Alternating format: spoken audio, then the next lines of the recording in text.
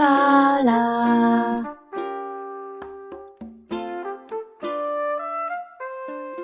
Shh, very slowly. Yes, yes! Oh, I got it! I caught a citrus long-horned beetle. Orange, you happy for me? Oh, that joke. Okay, quick. Right. Yes!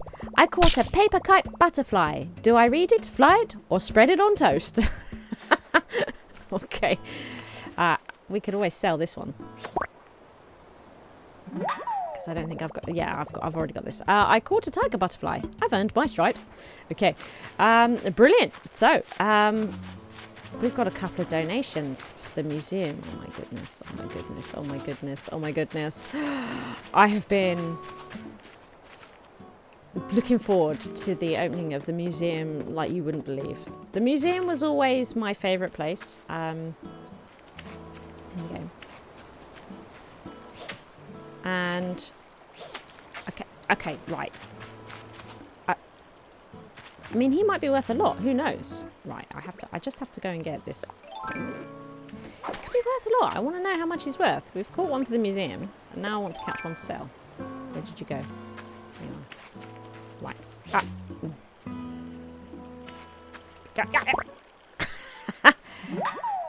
Thank you. Good. Right. Yeah, so the museum's always been one of my favourite places. But the museum has never been as amazing as the museum is in New Horizons. I can't even begin to tell you how incredible it is. Oh my god, we've got so much to move in. Look at all this stuff we need to move in. But right now, look at the outside. Oh, I'm so excited. Oh my god. Oh my god. Okay, right. Okay. All right. Oh, maybe we should do the open celebration first. Oh, but there's not enough room. There's not enough room for a celebration still. I still think we should do that before we should go inside. Okay, let's come in here. When are we going to upgrade the town centre? You know, the resident services into a proper building. Nook. The museum. Ah, Blarla. Hello. What would you like to talk to me about? More celebrations. Let's hold a ceremony. Oh, you want to take part in the ceremony, Blarla? I do. Right now, we'd like to celebrate the grand opening of our museum. Interested? Sure am. Splendid. Let's get started. Okay.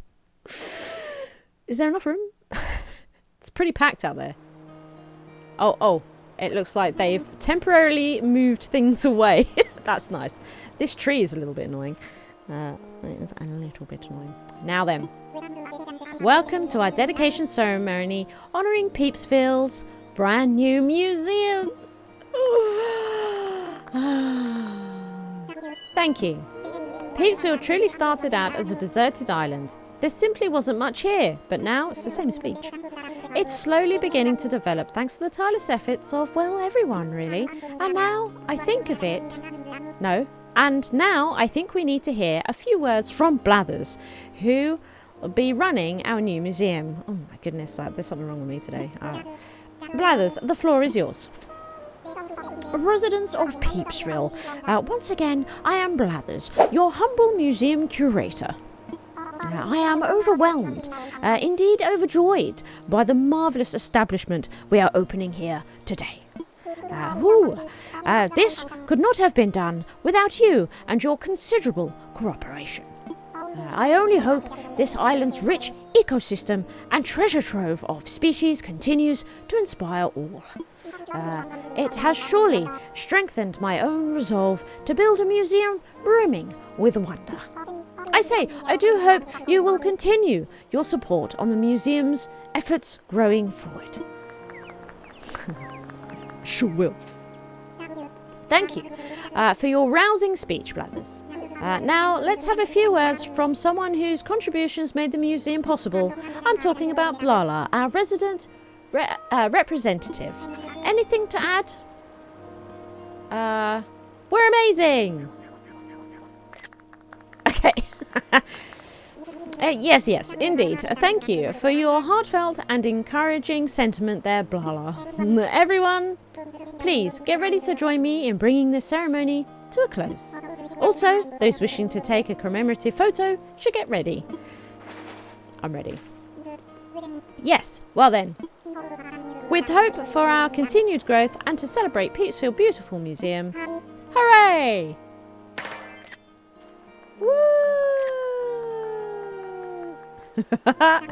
Thank you to all. This concludes our ceremony. Please do take care on your way home. Now comes the bit that I've been waiting for, probably the most for this game.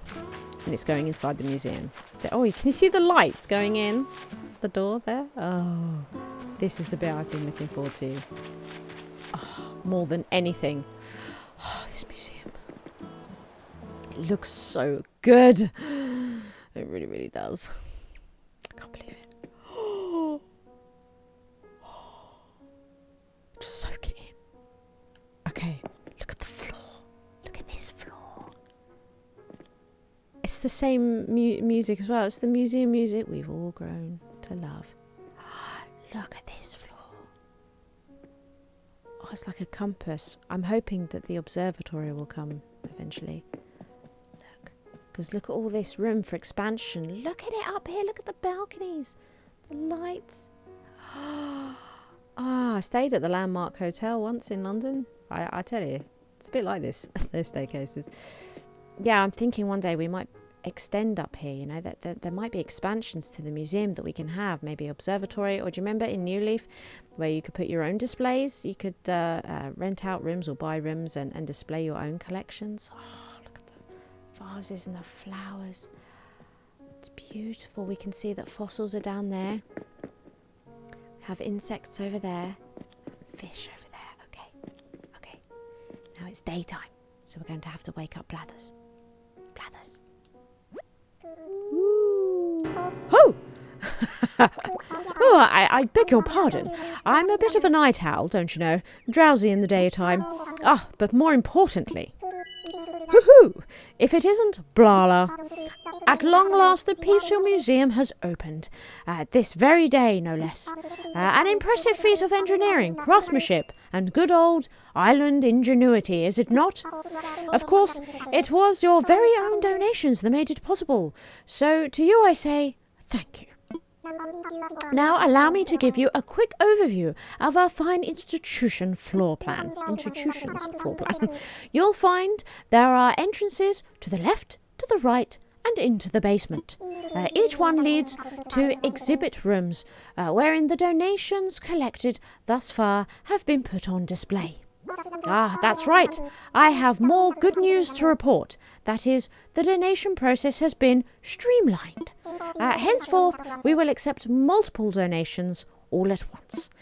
Furthermore, if you wish to learn more about a fossil or a fish or a bug, I suppose, I simply say, tell me about this. Hoot, hesitate not, I will happily oblige. Now, by all means, do please take a gander at our magnificent collection. It is surely a thing of wonder. Right.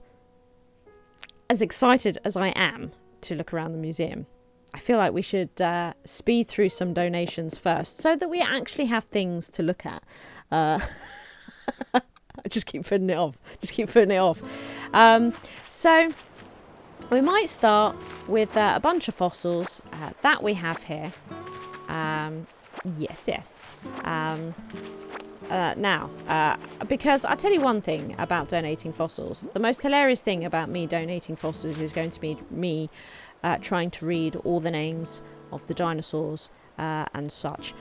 So looking forward to that. Yes, I am. And I think what I'll do is quickly collect up the ones that are currently around the island today. I think there's usually 3 new fossils a day, so I'm going to go and hunt those down. I have room in my inventory, and then I can bring them back to Blathers. I found the gold spot, so let's bury our 1,000 bells. Oh no, hang on. Let's... no. Okay, let's try this again. Like to bury these. There we go. Ah! I think that's my third money tree that I've planted. We've got another one that we planted, I think, on the first day. No. The first day I had a shovel. Look, here it is. They're growing. They're growing. Right, so I found 4 fossils buried around the island. Do let me know if there's supposed to be more than that a day, but I did find 4. So, time to speed hand these in. Yes. Let's do one the long way, and then we will do quick edits. Here we go. Blathers.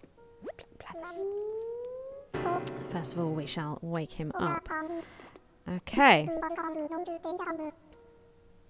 But first, how may I assist you? So we'd like to assess these fossils, because we haven't actually assessed any of these fossils. What would you like me to assess? I'm all aflutter. Okay, let's see here. Ooh, let's do 1. Because I think if you do multiple, you don't find out the information about them, and that's really what we want to do. Okay, so let's see here. Ooh, let me see here. Indeed. Hoo-hoo! This is most assuredly a Diplopelvis. Superb indeed, splendid, a rare fossil. We do not yet have in our collection, I suspect they're all going to be a bit like that. This Diplopelvis is just the kind of discovery we want to showcase in the museum. What say you?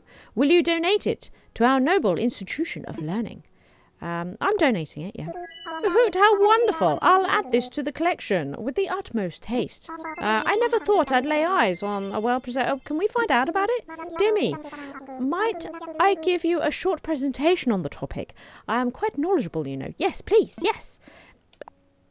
Okay, wonderful. 'Tis fascinating stuff, I assure you. Now, where to begin? Good old Diplodocus. What would we do without you? This stout fellow embodied all the best in dinosaurs.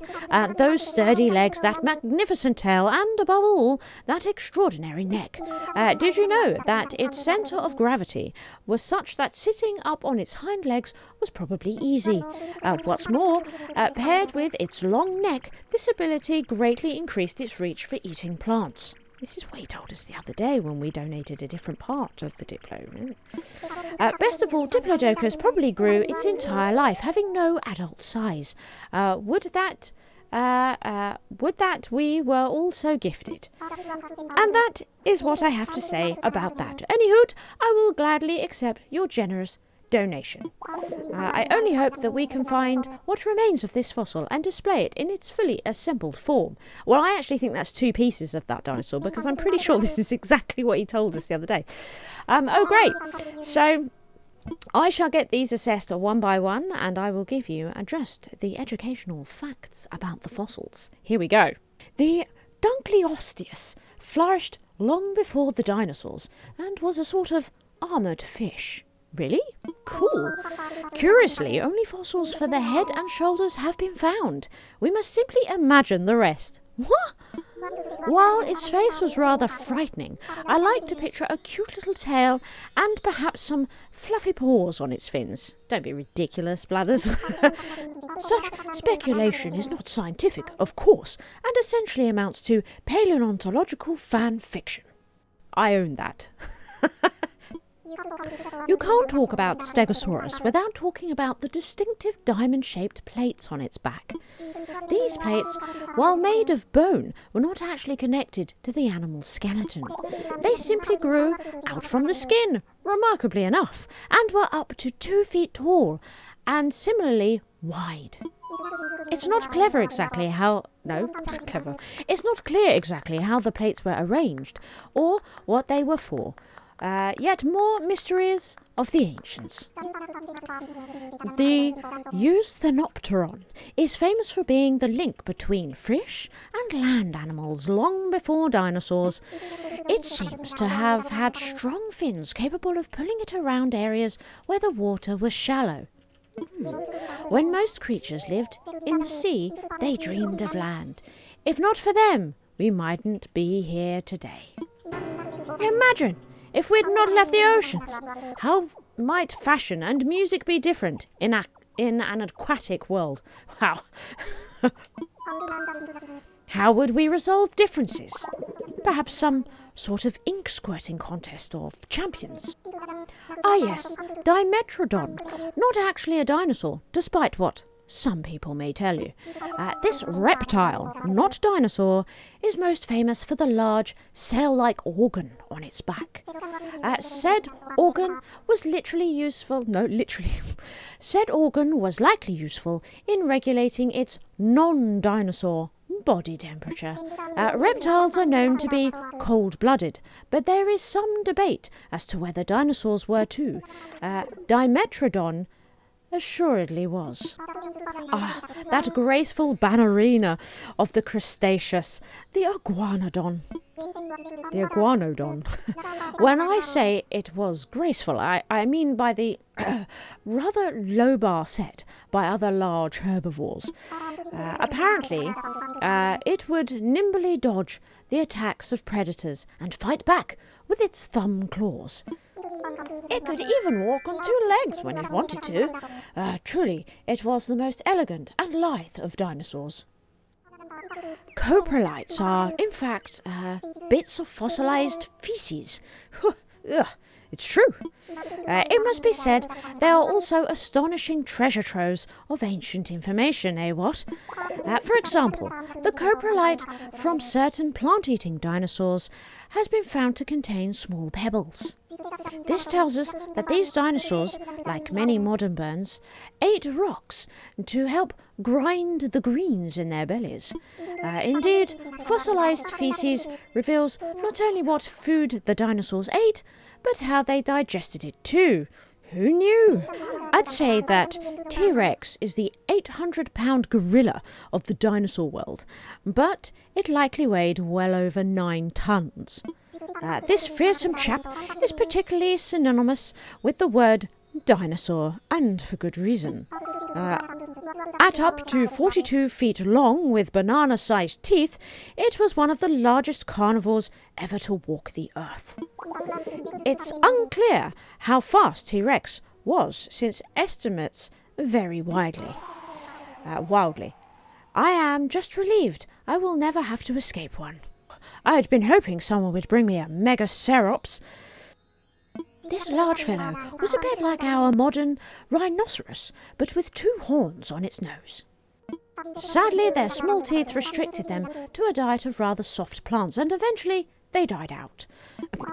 I feel there is a valuable lesson to be had there about learning to enjoy a variety of foods. Ammonites were creatures that lived before and all the way through the age of dinosaurs. Because different species lived at different times, their shells are sometimes used as index fossils. In other words, these creatures act as markers in time, helping to identify the age of other formations. Who knows what other secrets lie hidden in those spiral shells? The Megalosaurus was a relative of the deer that lived during the Ice Age, long after the dinosaurs.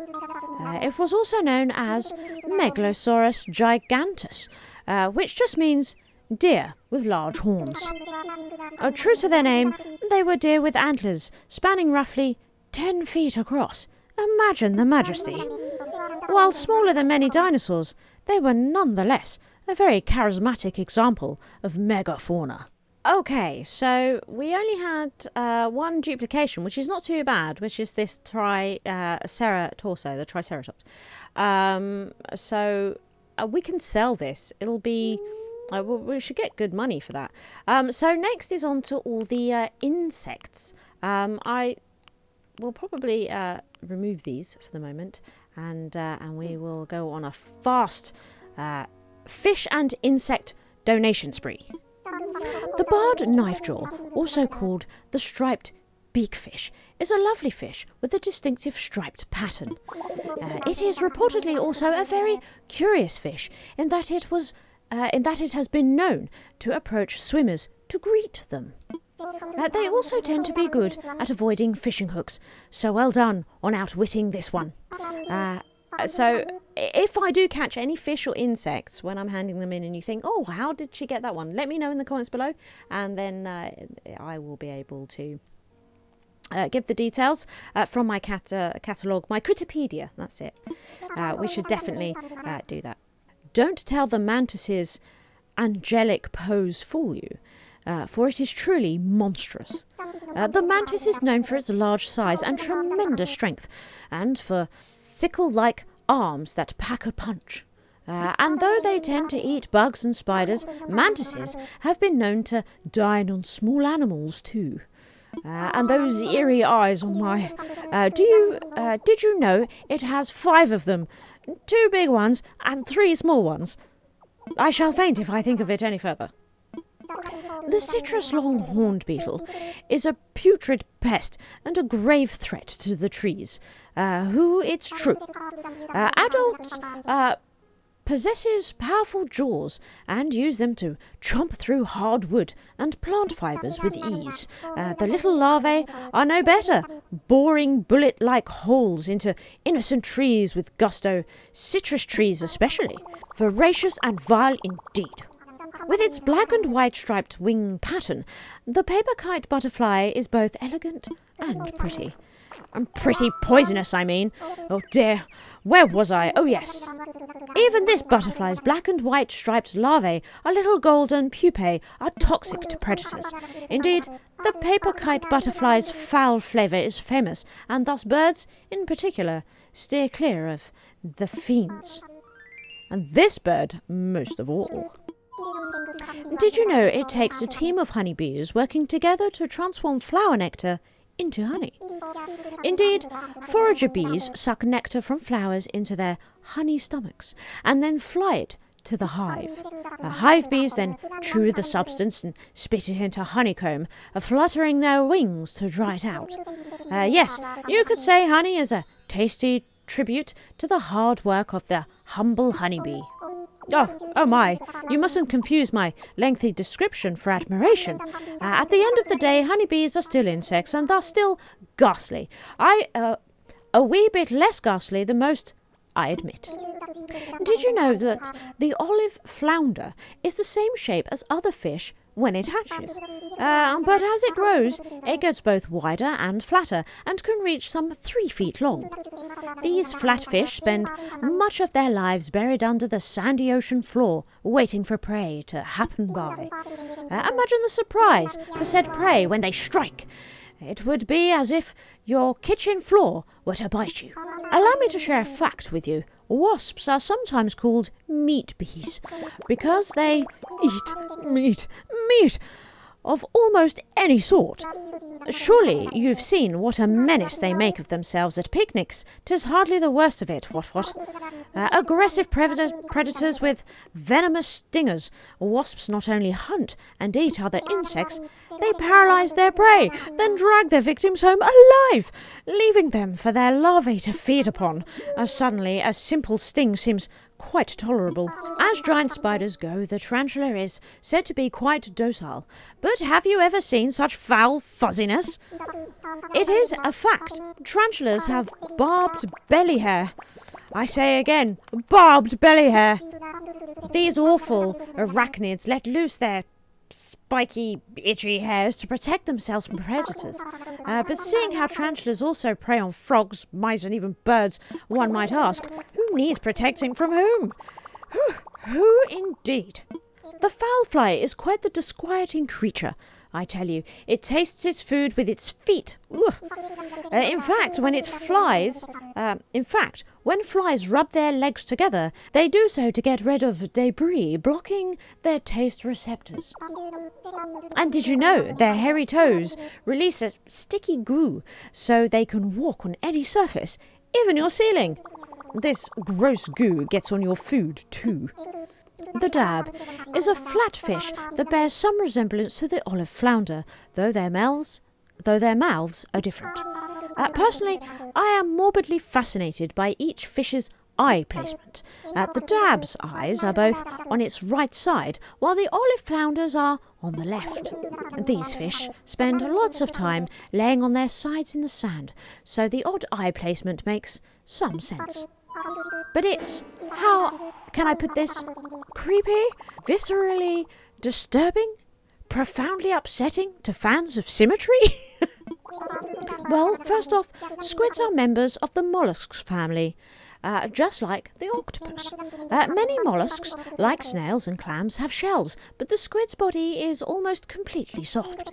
The exception is a long, narrow bit of hard material going through its main body, the last remnant of its shell.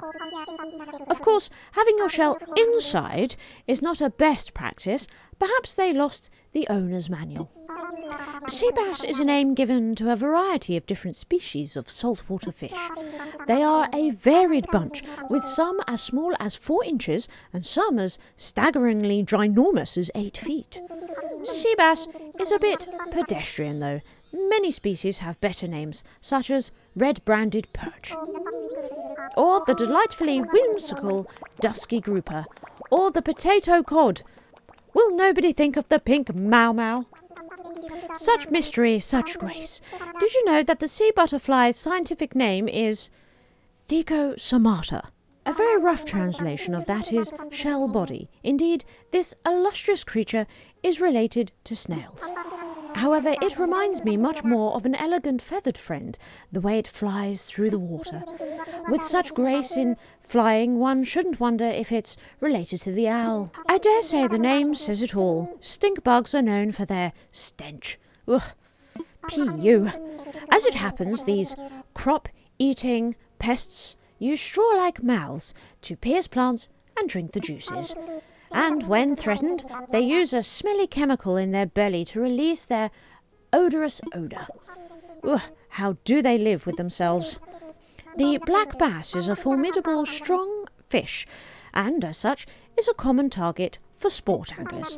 In some areas, there are even those who professionally catch just black bass. Yet in other areas, where they are not native, they are considered an ecological nuisance. Invasive, even. One cannot help but wonder who is to blame for their invasion. Yes, ladybugs are quite beloved thanks to their tiny round shape and adorable spots. To that I say, bah! The fact of the matter is, some have stripes instead of spots, and some have no markings at all. No, I shall never understand why it is said that when a ladybug lands on you, you'll have good luck. I shall only have a fainting spell. Red snapper is the common name of dozens of fish species, and I wonder why it is so popular. Are there so many types of fish that are both a shade of red and have a tendency to snap? Where there are no other names? What about burgundy biter, garnet grasper, puce pincher? The wharf roach is an omnivore, which is merely a polite way of saying it will eat almost anything. This skittering scavenger and its uncouth appetite help keep beaches clean, it said. But I dare say their long antennae and bulging eyes turn my stomach. Unappetizing indeed. Oh, the carp! Have you ever seen their teeth? For your sake, I hope you have not. Carp have teeth in their throat, strong enough to crunch on hard things like shells and fingers. A good rule of thumb when dealing with other species is to keep your fingers out of their mouths. Although, having neither thumb nor fingers, I'm quite safe from this little fellow. Be warned, there is nowhere one might hide from the mole cricket. This plump pest has powerful front claws made for digging holes, and oh, how it loves to burrow underground. A cousin to the grasshopper, it also has wings and can easily take to the air. And I swear this on my pin feathers, some have been seen walking on water. Oh mercy, I may need a moment. This is making me feel rather woozy. Koi are a variety of carp bred for their colour mutations, starting more than 1,000 years ago.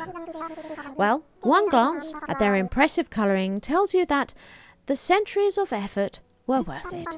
And even today, people still selectively breed koi in search of new colour combinations. One marvels at the thought of what the koi may look like in another 1,000 years. Never mind this stink bug smell, what you have here is a bug with a face on its back.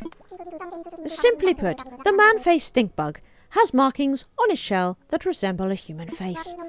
Once you notice this face, you cannot unnotice it. Indeed, this face might haunt you forever. At least the face will distract you from the stink. The Orchid Mantis is a bug whose brilliant colours and petal-shaped limbs give it the look of a flower. This masterful mimicry allows it to hide from predators in among the orchids. But oh, this fraudulent flower! It lures other insects in to drink its nectar and makes a meal of them instead. Imagine to behold a beautiful bud only to discover it's a bug instead. A repulsive revelation indeed. The centipede's name means 100 legs, but I tell you now, that's a lie. These ugly bugs can have as few as 15 pairs of legs, or as many as 171. But because of how their bodies are segmented, they never have exactly 100. It's true. You know what else is true? Centipedes are carnivorous, aggressive, and venomous. And their bite is quite painful too. Horrible things, I say. The spider is renowned for having 8 eyes and 8 legs. Which is 6 too many, I say. Oh dear, I do apologise. Now where was I? Most spiders are carnivorous. In fact, some eat creatures several times larger than themselves. To catch their prey, many of these ruthless predators spin sticky webs of surprising strength. Worst yet, they've also been known to ambush their victims, and some even chase down their meals. All this talk about the feeding habits of spiders, I'm feeling quite queasy. Hoot the horror! There are more than 140 species of anchovy, but they do all have some things in common. They are all small and feed by simply swimming with their mouths open to filter food particles from the sea. In my sleepier moments, I sometimes wish I could do that. Supposedly, the horse mackerel derives its name from a false myth about its strength as a swimmer. The gist of it is that these fish are so powerful underwater that smaller fish can ride them as steeds. It's absurd, of course. Where would these alleged fish jockeys attach a saddle, much less horseshoes? One does wish that people would construct their legends with a bit more scientific plausibility. And there you have it. Fascinating stuff, no? Rest assured, all donations are displayed in a timely manner. Now, you have my gratitude. Is there anything else I can help you with? No. Jolly good. Please enjoy the rest of your visit. I've donated everything. I've donated everything that I have so far. And it is time to finally have a look around the museum. I'm not entirely sure about what he just said, that he donates them in a timely manner. Are they actually going to be here? Let's start with fossils. They better be. Oh, I've waited so long for this moment. We're going to take this nice and slow. We're going to soak up the atmos. Look, there's little leaflets here. Little seeds. Can we see? Oh. You can just sit down. Can read these. That's lovely. Oh, we've got some sort of an emergency switch over here. Look at this. Ah. And life begins. Ah. I like sort of the tree of life that goes all the way through this museum, and we can also just read these here. We humbly ask for your donations to add to our display. Peepsville Museum. We've got nothing there, but like here, for example. Oh, look at that! I wish it gave us a little bit about the facts of them, but it doesn't, which is why I take the time to read them. At donation. Oh, where's he? There's a fishy there. Okay. Now, I was thinking when I was making live specimen donations that they would be having a nice time living in this museum, but it's got to be said that the squid and this fish over here do not seem to be having a nice time at all. They seem quite dead, in fact. Right, okay, let's go into here then.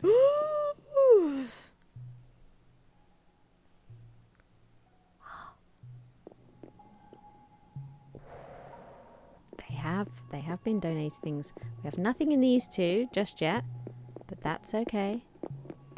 Look at at the detail of these statues. Aren't they amazing? They're just incredible. Got some sort of tail over here. Oh, I've got a bit of the T-Rex, look. I'm so excited. Some poop there. Some fossilized feces. Oh, got a couple of podiums here that are empty. Got the big one here, look. Fantastic. And these little spots here, you can stand on them. See? Oh, is that the meteorite coming in up there, hanging from the ceiling? Fantastic.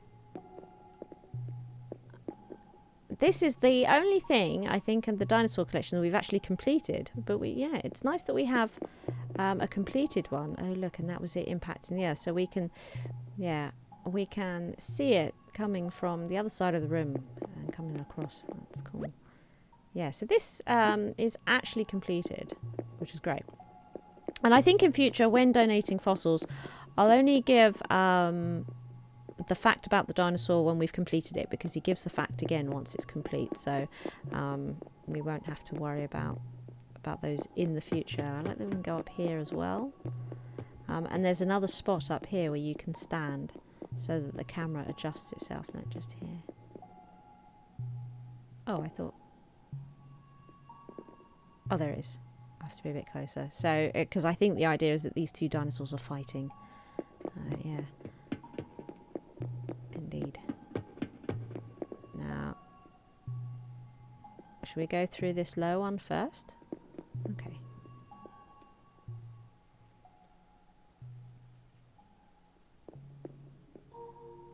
Oh, this is great. Now, I really like this because you can see there'll be lots of exhibits here, but it's almost like a tree of life to all the animals that are in Animal Crossing. Can you see all throughout the museum? And then they've lined them all up here. Look at this, all the different animal types. So the trees go through the museum, through the evolution, and here we are on the end. Isn't that nice? It's just such a lovely thing. It's just such a lovely thing. The detail. And this brings us back out into the main room. Okay, so that is the fossil area and what we've done in this fossil area so far. Now, I think we should head on to the fish. The fish. Here we go. Okay. Yeah, let's do the fish, and then actually no, we'll do insects first, because there's water in the insect parts with fish in, so it's like it sort of feels as though they've kind of got the insects above and the fish below. It's not quite like that, but that's what I like to imagine in my mind. So we'll start with insects. I'm not sure how much we'll have here, to be honest. Oh, but look, we've got the wasp there with a nest. Oh, there's the bagworm. So we've got a little outdoor area. Look at this. And there are some fish in it, can you see? There are some fish here, which is great. And you can stand over it. How cool is that? How cool is that? I love that they're in the little river here. Oh, look! We've got a few things here. Oh! Ah! And we can sit on the bench. That's lovely. Got the bee here. Mantis. Stink bug. That is so cool. What is this? There's nothing here. Okay. Oh! See, look. On the stumps, there's clearly something else we can get on stumps as well. That's why we have two stumps, look. We have two stumps. God, it's easy to get lost in this place, isn't it? But we're back at the start here. Oh, look. Oh, there's the spider in the tree. Haha. It's like the Deku tree. Oh, we've got a little waterfall here. That's nice. Do you think there'll be salmon? Can go here. Oh, look! There's our emperor butterfly. And the koi fish down there. Look, we've got the koi fish swimming around. I loves it. It is so cool here. And then there is also the butterfly house as well. Through here.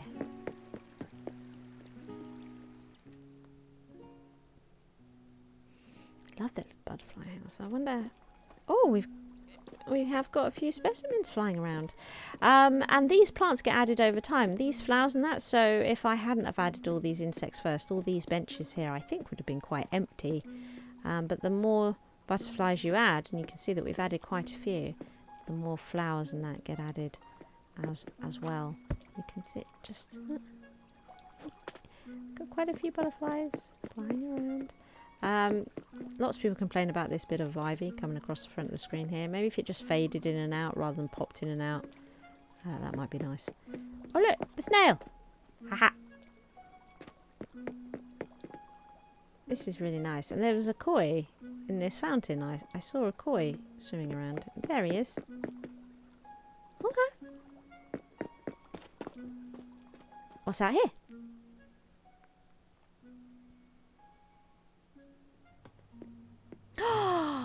Look. Oh, we got a moth in there and that centipede thing. Oh, the Orchid Mantis. Orchid Mantis. I'm assuming we can also just read these. Yeah, look. Oh. There's nothing in this one yet. Wonder what will go in there. And I like that the plants and stuff get added as creatures get added, you know. So they start out off as empty tanks, but then when they become inhabited with something, this is the tarantula one, they put all the vegetation in there with it. See, I like that. I do really, really like that. Oh, cleaning supplies. Oh, these are the wharfs, aren't they? Yeah, the roaches. Oh, and the hermit crab. Haha, there's a hermit crab. And I love this. Right, I can't wait to get ants. I'm going to buy a turnip and I'm going to let it rot on the floor so that we can attract ants. It takes a little while, but the ants will come and I will catch them. And then we'll put them in here. So it looks like we've already got the queen ant here, ready for more ants. I've never seen stuff. Whenever I've seen this space here, there has never been any specimens in here. There was always just a line of ants coming up and the desk was empty. But look, they're doing some sort of stuff with the flies. And look, the butterflies. There's some sort of research and stuff going on here. This is new. I've never seen this before. What is in here? Paper kite butterfly. Oh, and the fly. Maybe they do just live in here, and people just haven't had these before. When I've, oh, that's cool. I'm excited. I'm excited. That is so awesome. Okay.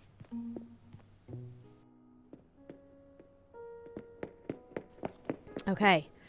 Next up, the fish. Possibly one of my favourite areas. I love fish and aquariums and sea life centres and all of that already. So this is just terribly, terribly exciting. This is probably one of my favourite areas. Oh, I like that we can sit down and look at things, because I probably will know me. This tank is empty, but I know that eventually we'll get like tree branches and stuff in there and some bigger fish, which would be great. Look at this! There's quite a few in there. Ooh! There's quite a few. Let's read this. Oh, the bluegill, the black bass, the carp, the koi. Look, there's a loach in there as well. Is that a... Oh, we've got another sign. We've got this one. Bitterling. Loach. Got a nice little selection in there. Like these are wooden. Oh, and then we can also just...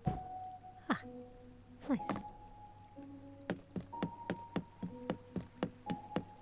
Aren't these tanks great as well?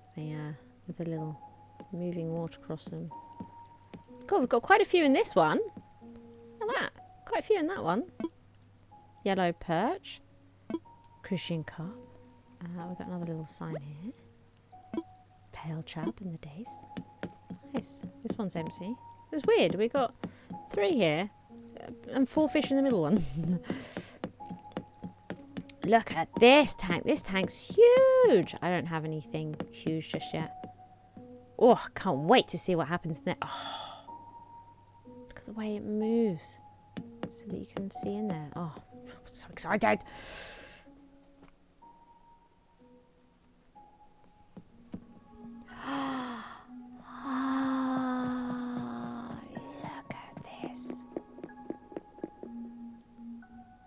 A big old shoal of fish in there. Can we read these signs? These are the anchovy.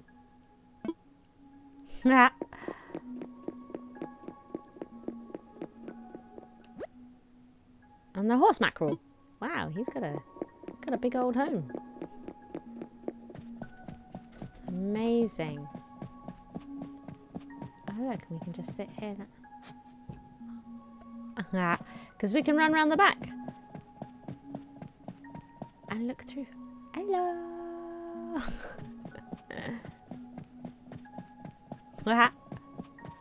That is a colossal tank. It's absolutely ginormous. What is down here? Oh, so we're going to have a few bits here, eh? Wonder what's going to go there. So we've got the football fish in here at the moment. His little light's not on right now. But we can see. So these are sort of real ocean depth. Really deep in the ocean. Those sorts of fish. Oh, yeah, look, football fish. Oh, and there it is. That is the museum so far. And I've donated everything that I have so far.